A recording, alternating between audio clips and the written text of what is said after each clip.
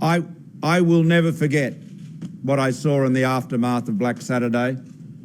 Saw so many motor vehicles where everything was destroyed or melted except for the steel.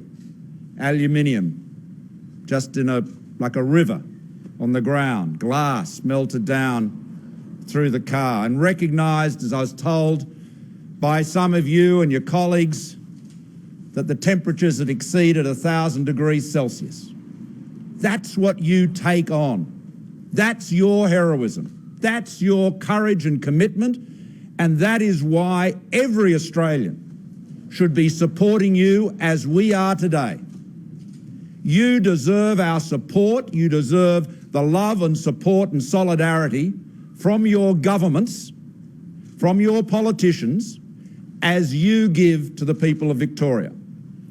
Now, we promised during the election campaign, when this assault on your independence arose from the Andrews government, we promised that we would change the Fair Work Act to ensure that you could not be subordinated to the union in the way the Labor government here in Victoria proposes to do.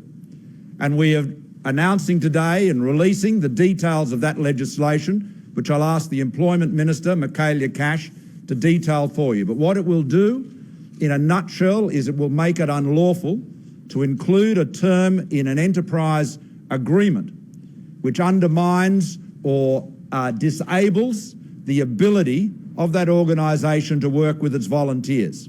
Your volunteerism, your status as volunteers, is absolutely critical to the CFA. You know that, 60,000 of you.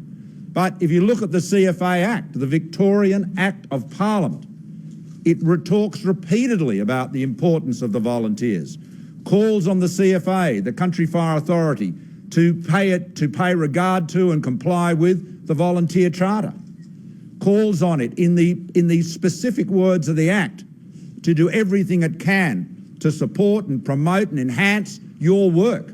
So the CFA is of its very essence a volunteer organisation, and what the state government, the state Labor government, is trying to do is to undermine it.